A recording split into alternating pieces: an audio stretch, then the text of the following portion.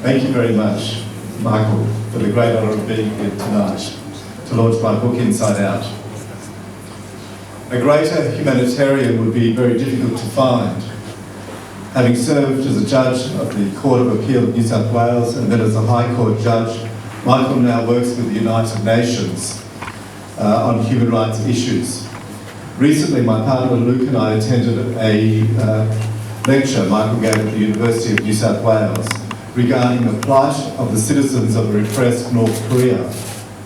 As Michael explained in the lecture, his work together with the other authors was to record the witnessed breaches of human rights that exist in North Korea in the hope that they may attract enough international attention to cause embarrassment to that regime so as to force positive change. And the report also serves as a document so that in the future the citizens of North Korea will know that the world cared about them and attempted to bring about change for them. I have also heard Michael speak about his own private life with his partner of some 46 years young, and I'm very honoured that you're here tonight as well. As Michael explained, part of his life as a lawyer was during the time when his own relationship was in fact against the law. Like many others in the gay community, Michael's fight for equality for all is a great inspiration for me, and my book tells of my own struggles, past struggles with my religion and sexuality. Michael, again, I thank you for being here tonight. And thank you each and every one of you for being here. I am deeply humbled and incredibly grateful that you are. Having been to jail and served almost 8 years there, never did I imagine that I would be afforded the opportunity to stand in front of a crowd like this.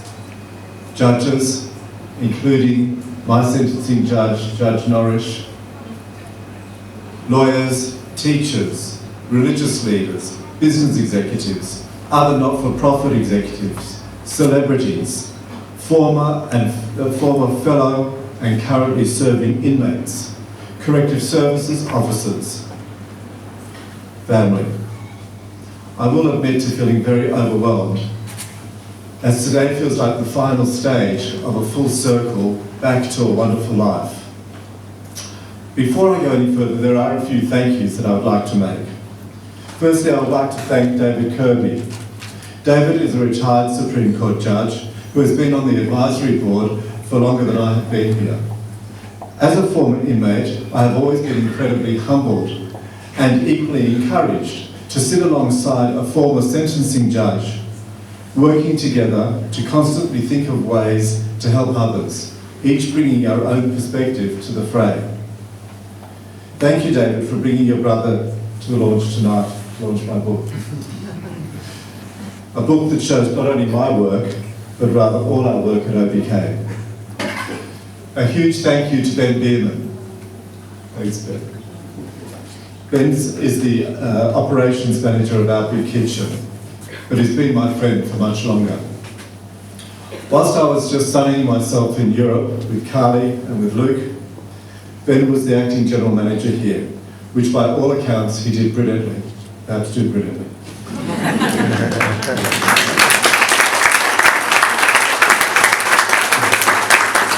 And not enough to do his own job and mine, he, together with Deb Meyer, Sandy Vasserman and Simon Felben and the team at OBK put tonight together.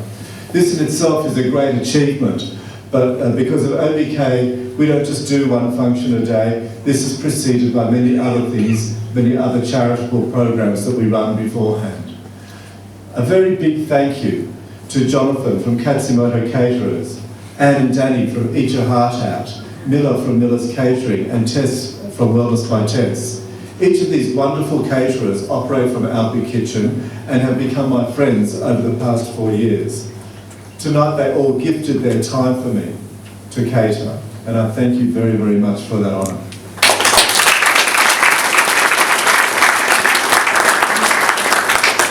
I want to thank Elspeth Menzies, a publisher from New South Publishing. Elspeth approached me, as you've heard, following a speech that I gave about my own story of the Pecha Kucha talks at the Sherman Gallery in Paddington. And I believe the Pechakucha people are here. So thank you. Elspeth said that my story resonated deeply with her for two reasons. Firstly, she has a brother who had his own challenges in coming out as a gay man. And secondly, that my story delivered a message of hope from a place of deep despair. At first I was shocked, because I didn't know why Elspeth had gone to jail. But then of course I realised she hadn't gone to jail. Her journey from a place of despair was in fact from a terrifying and lonely health fight. It was at that point that I realised that whilst we all have different life experiences, the fight back from tough low points shares common themes of courage, of hope, persistence, belief, redemption, and so on. I thank Elspeth and her colleagues for backing me and then supporting me throughout the writing, editing, promotion and publication phases. And a special thanks to Rabbi Dr. David Slaven and Leah. As you all know, the Rabbi, who is my boss, my friend, and my mentor, is the founding director of Our Big Kitchen. Together with Leah, they have created this organisation with the dream of bringing people together through food. While sitting under a Jewish umbrella, Rabbi and Leah have always understood that that need knows no religion. It knows no political persuasion. It knows no sexuality. This ethos is not new to the Rabbi. In fact, the Rabbi, in addition to his role as Executive Director of Our Big Kitchen, is also a chaplain of the New South Wales Ambulance Service. He's the co-founder of the Gift of Life, and he sits on the board of the Cancer Institute. In briefing me as to how I should operate at OBK, I recall that the Rabbi said that he hoped that if he was in need and an ambulance officer came to him, that there would not be a prerequisite to know his religion before help was provided. In other words, OBK is and always will be here to help everyone. It is that ethos that has attracted me and so many others to building this wonderful organisation. Of course, I did not come to Our Big Kitchen as its general manager. You will read in my book about my journey through jail life. You will read that my behaviour whilst in jail afforded me the privilege of works release. And so I started here almost 4 years ago whilst in custody, mopping the floor and washing the dishes, neither of which I was good at. But the Rabbi saw more in me, thank God. And when I got out of jail almost 3 years ago, I became the general manager here, a position which I hold with great empathy for others in life going through a tough time. And in my time at OBK, I have made many changes and advances. From being almost 100% donation reliant, I changed the model so that OBK now generates almost enough funds to be financially self-reliant. And it has self-funded its extraordinary growth.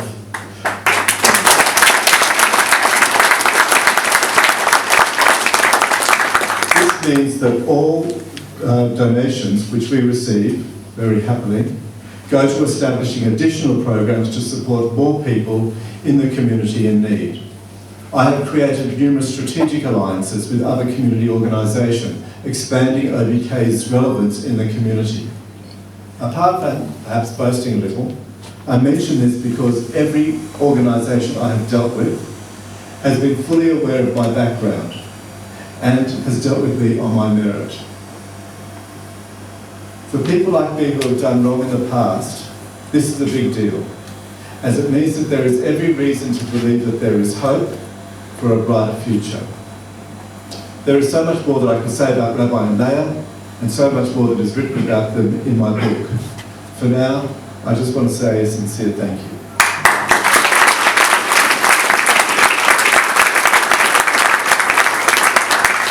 I would also like to thank Charles Waterstreet.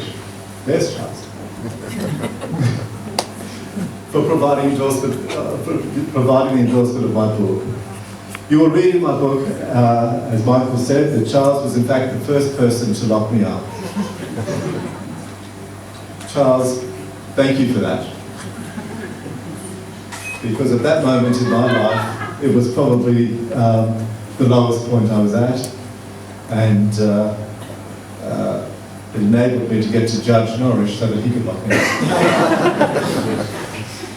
Charles, a big congratulations to you for being the very recent 2015 winning portrait of the Archibald Art Prize.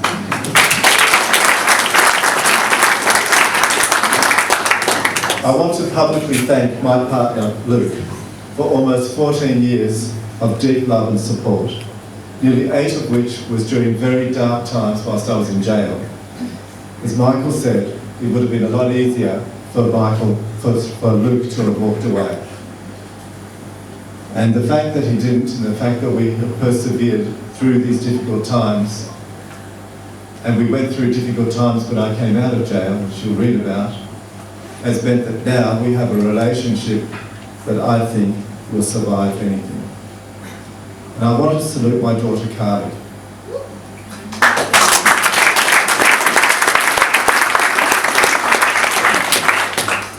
As Michael said,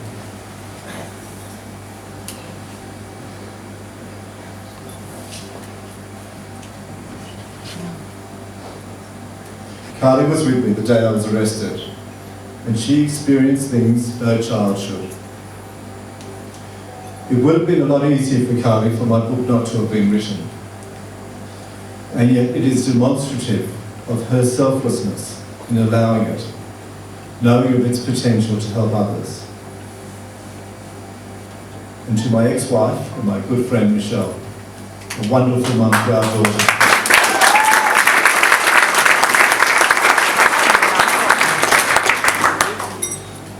Close friend, I thank you for the dignity and support you have always shown. So welcome to my book launch, to the launch of my book, which I would like to describe as a snapshot into parts of my life given to highlight a range of issues in an ever-changing community, given as a contributing voice to find ways to help one another, and given in thanks for my second chance in life. As many of you know, I've just returned from 6 weeks overseas for a holiday. I read 2 books while I was away. The first was Layla's Secret by Kushia Karimi, which is a story largely about the repression of women today in Iran. They don't have the vote. They require the permission of men to leave the house. They are not permitted to drive. They may be beaten by their fathers or brothers or husbands without legal recourse, and so on. It is a disturbing book at any level. From my point of view, I found it deeply disturbing and upsetting. I was jailed because I broke the law and breached community expectations, which was justified. Women in Iran live in a social cage purely because they have the misfortune of being born a woman in Iran. So as difficult as it is to go to jail in Australia, I consider myself lucky when I think of other people around the world who are living in one form of jail or another without justification. The second book that I read is called Tackling Life's Tasks, which is a compilation of daily thoughts by the late Lubavitcher Rebbe, Rabbi Menachem Schneerson. This was presented to me and to Luke by Rabbi Leah just prior to us going overseas in appreciation for our commitment to OBK and my work with the Yeshiva Centre. It is from this book that I gained greater understanding of the outreach work of OBK led by Rabbi Slavin. Of course, Rabbi Schneerson writes as the leader of a Jewish movement, and from a Jewish perspective, as would the leader of any other religion write from their perspective. That is not important. What is important are his messages, to be committed to moral living according to the law, and to understand that to heighten one's being can only be achieved in the giving of mitzvahs, good deeds to others. And may I just offer a little bit of advice from my own experience. When I was super wealthy, and it was a long time ago, I never thought to stop to give to others. It just didn't enter my head. In fact, when I was the managing director of the satellite group, Claudia, who was my incredible PA then, you'll recall this, I never took Rabbi Slavin's calls, fearing he was seeking a donation, which he was. Something back then I could have well and truly afforded. Isn't it interesting that years later, when my moment of need came, and I needed a job from jail, the rabbi immediately took my call. Friends, in the fear of sounding twee, please enhance the joy of your success by giving to others in some way, with money or your expertise. It's easy to give, and it will open your heart and give you more joy than you could ever imagine possible. So why did I decide to write the book? I decided to write it to highlight a range of issues including depression, identity, in my case that relates to my Judaism and sexuality, financial success and fame and how I dealt with it, coping with the collapse and failure, addiction and the underworld, redemption and hope. In my book I talk about the A-list world, the world of celebrity, one I was introduced to by my good friend Joe Bailey, back then my boyfriend for 2 minutes. It was at Kelly Barker's wedding that I met so many people in this world. I am clever enough to know not to mention one in fear of not mentioning all. But all you celebs out there tonight, I just want to say thank you for your friendship and support during my previous highs and lows. And I can't go any further without a special shout out to my very special friend, Kelly, or Princess, as we all call her. Because today is her 54th birthday.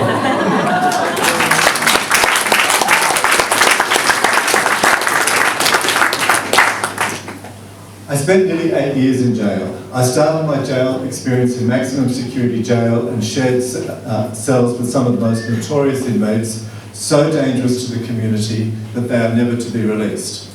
I write about some terrifying moments in jail, but I also write about the good from it. Going to jail stopped dead my drug addiction. I have not seen a drug for 11 years. Whilst in jail, I had the opportunity to reskill and have just completed a university degree which I started in 2008 in Cooma Jail, a Bachelor of Human Services majoring in Indigenous Studies and Community Development. I didn't know back then in 2008 that I would in fact end up in a community development place and indeed heading one up. One of the big reasons I wrote a book and included my own jail experiences was because I hope to achieve a seat at the table to support positive change in our prison system. I am certainly not an advocate for prisoners' rights. Overall, I believe prisoners are reasonably cared for in terms of food and health care. But the alarming rate of recidivism in New South Wales calls for changes to be made. And I see greater emphasis on vocational training coupled or funded by business, including charities like OBK, as central to better jail outcomes. I want to finish by thanking my wonderful parents, Ros and Jack, and my sister and brother-in-law, Pam and Richard Seidman. For if there is redemption through love, they have surely given it to me. Allow me to read a couple of excerpts from my book about leaving jail and redemptive love. In packing my things, I also realised how little I had and how little I needed in order to survive. A few sets of clothing, a few photos, a TV, a kettle, a rice cooker, a sandwich maker, and a few toiletries. All of them very valuable commodities in jail. I left most of my belongings behind so that those with less family support could benefit from them. I walked out of jail with a small bag of photos and not much else. As for the drug addiction that had got me into jail in the first place, it had disappeared with the slam of that first door at Coffs Harbour, and it never returned. To this day, I have no urge to use drugs. In fact, at almost 50 years old, I know that my body could no longer take the abuse that I dished out to it in the past. When I was called to the office for my final release, I walked through the rose gardens that had greeted me when I first arrived. I looked across to the other pods in the jail and waved to the inmates not on works release, and people called out, "See you, Greg, all the best." I got some big waves, pats on the back, and some hugs too. While I knew it was unlikely that I would ever see these men again, "We've made it," I said. And indeed we had. We walked to Luke's car, a small silver VW Polo, and Luke handed me the keys. I hadn't driven on the roads for nearly 8 years, and I was determined to drive myself away from jail. I hopped into the driver's seat and we went off to see my parents' place in Potts Point for an early lunch. As Luke and I drove along Parramatta Road towards Potts Point that first day, I was overwhelmed by the traffic and changes in road conditions, but I got us there. Dad came downstairs to sort out the parking with Luke, and I went up to see Mum. Mum was standing on the balcony. I knocked and walked in. She heard the door open and swung around. She opened her arms as far as they would go to hug me. It was a display of love that I had never seen from her before. And it was also a sign of her utter relief. I was home. I had never felt such deep and intense love from my mum as I did that moment. That hug has motivated me ever since and given me the confidence that everything would be okay. I believed in that hug, and it changed everything. I suddenly realised that I didn't need to prove myself through great corporate successes or having lots of money. Mum just wanted me to be happy. She wanted to see me in a good place emotionally, and she wanted me to be part of the family. Mum and Dad, I caused you over a decade of worry and shame. I hope with all my heart that you now rest easy and feel pride once more. Well, I hope you all buy my book. That's what we're meant to do, isn't it, Michael? Michael will be watching. I hope that it gives you greater understanding as to who I am. I hope that it encourages you to think of how we can all help and encourage each other. And I want you to know that the proceeds of the book that would have gone to me have been donated to OBK so that we can continue to serve the community in the future.